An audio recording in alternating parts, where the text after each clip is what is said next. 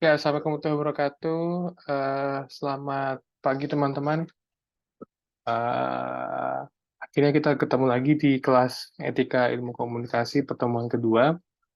Di sini saya akan menjelaskan sedikit banyak tentang betapa pentingnya literasi media di zaman generasi A dan Z gitu. Saya mohon maaf pakai baju Chelsea karena ada nazar kalau Chelsea menang, saya mengajar pakai baju Chelsea. Nah, akhirnya saya ngajarnya via Zoom, jadi semoga itu sudah memenuhi nazar. Oke, anyway, elemen literasi media. Kenapa ini penting? Karena kita sedikit banyak tahu di media sosial yang sangat masif dan juga di lingkungan sekitar kita mungkin sudah terjadi yang namanya pergeseran dan juga sikap dan sifat amoral. Itu ada yang nirempati atau tidak berempati sama sekali, bahkan cenderung menuju ke kekerasan, baik itu verbal maupun fisik. Nah, di kelas etika komunikasi kali ini akan dibentuk sebuah program yang namanya Sekolah Media Literasi, atau disingkat SMEL Ilmu Komunikasi Unisa. SMEL Ilmu Komunikasi Unisa ini akan diinisiasi oleh teman-teman angkatan kalian, di mana nanti kalian akan menjadi pioner-pioner untuk menambah kekayaan pengetahuan kepada kelompok sasaran kita sebagai bentuk pengabdian kepada masyarakat yang merupakan salah satu tridharma perguruan tinggi. Begini, kita tahu bahwa setiap proses komunikasi tidak lepas dari salah satu unsur yang sangat luar biasa dalam penyampaian pesan, yaitu adalah media. Media ini mempunyai yang biasa kita sebut sebagai fungsi, terlebih ke kontekstasinya adalah media massa, atau lebih lanjut ke media baru tentunya. Kontestasi di media massa ini 4 fungsinya adalah untuk menginformasikan, to inform, untuk mendidik, to educate, untuk menghibur, to entertain, dan yang keempat, yang paling berbahaya, dalam tanda kutip, bisa positif dan negatif, adalah to influence, atau mempengaruhi. Nah, secara sadar dan tanpa paksaan siapapun, kita mengakses media, baik itu media massa maupun media baru yang menciptakan fungsi kelima, yaitu interaktif. Nah, kesadaran akan pengaruh media terhadap individu dan sosial ini merubah cara pandang seseorang. Sadar atau tidak sadar, kita sudah terbawa dan merajuk untuk selalu ingin dibicarakan apa sih yang terjadi di media sosial kita. Gitu. Nah, harus disadari bahwa media masuk dalam ranah komunikasi massa. Komunikasi massa itu dalam pemahamannya adalah one to many. One di sini diartikan sebagai komunikator utama, to many yaitu komunikan yang tidak terhingga dan tidak bisa teridentifikasi siapapun. Karena sangat banyak sekali jumlahnya. Nah, uniknya komunikator ini tidak sendirian. Dia memiliki ciri jika dalam konteks komunikasi massa. Ciri yang paling kentara yaitu adalah terlembaga. Jadi biasanya sebuah organisasi yang dia itu melakukan proses komunikasi massa. Tentu kita bisa disebut di sini sebagai industri media, terus kemudian industri kreatif dan sebagainya. Nah, sekolah media literasi itu ingin menjawab pernyataan saya di awal, yaitu bagaimana pergeseran ini secepatnya kita minimalisir agar generasi di bawah kita tidak mengalami regresi yang luar biasa, atau bahkan terkena disrupsi yang sangat-sangat masif. Inisiasi dari Sekolah Media Literasi atau SMEL sebagai program pengabdian masyarakat ilmu komunikasi adalah kita mengembangkan strategi untuk menganalisis dan mendiskusikan pesan media.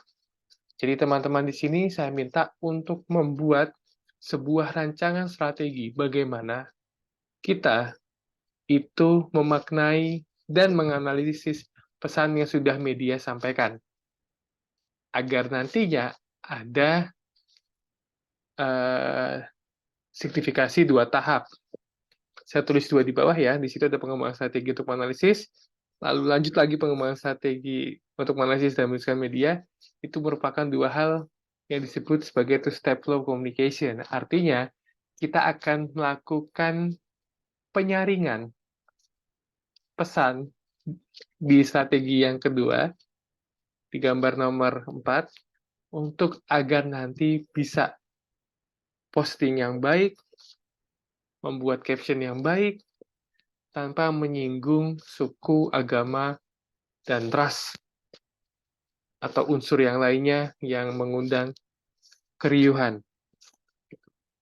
Oleh karenanya, dalam menggunakan media, dari yang polanya konsumtif hanya mengakses konten-kontennya semata menjadi produktif. Nah, disinilah peran sekolah media literasi. Pertama adalah two-step flow communication, yang tadi ada pengembangan strategi untuk menganalisis dan mendiskusikan.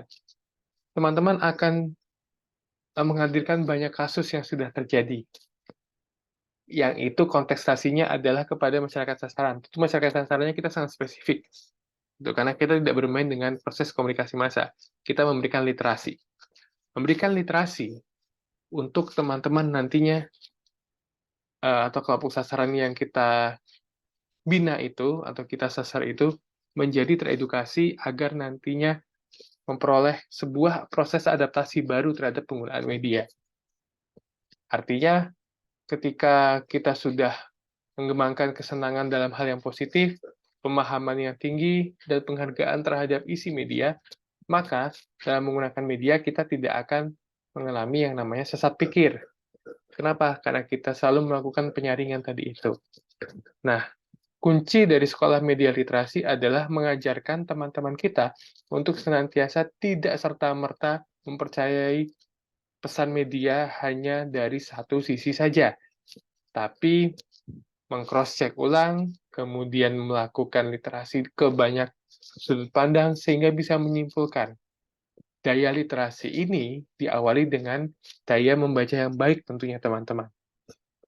Maka saya pesan di sekolah media literasi program studi ilmu komunikasi ini kasusnya, atau jika dia pemahamannya pakai case-based learning atau studi kasus, maka kasus yang dihadirkan itu sifatnya adalah up-to-date atau kekinian. Jika dia bersifat fokus group discussion, itu berarti topik yang sama yang menjadi keresahan bersama agar kita sama-sama mencari pemecahannya. Begitu. Banyak metode pembelajaran literasi, namun saya harap teman-teman sebagai pionir sekolah media literasi Smile ini lebih kepada bahwa tidak ada pemahaman kalau kita harus membenci media. Justru kita memberikan penghargaan terhadap isi media yang sudah sangat-sangat objektif dalam menyampaikan pesannya. Hanya saja, ketika proses penyampaian pesan ini harus disadari bahwa ada oknum-oknum yang mencoba dia mengganggu ke objektivitas media itu tadi. Oknum-oknum tersebut bisa bentuknya adalah hoax, misinformasi, malinformasi, bahkan gambar yang palsu, bahkan sifatnya adalah dia menyampaikan fakta dengan menggunakan frame atau framing yang menyudutkan satu pihak dan menguntungkan pihak yang lain. Gitu. Jadi teman-teman, saya harap teman-teman bisa membuat sebuah modul yang menjadi panduan teman-teman dalam bekerja di sekolah media literasi atau berprogram di sekolah media literasi. Modul tersebut yang akan menjelaskan cara teman-teman untuk bisa menghadirkan sebuah mungkin presentasi, mungkin metode ice breaking lainnya yang nanti muaranya adalah untuk mencapai elemen literasi media ini. Semoga berhasil, teman-teman, dan kita besok akan diskusi lebih lanjut tentang modul tersebut untuk nanti dapat sama-sama melatih diri, lakukan public speaking yang bagus, dan presentasi yang menawan. Terima kasih, kurang lebihnya saya mohon maaf. Sampai ketemu lagi. Ciao.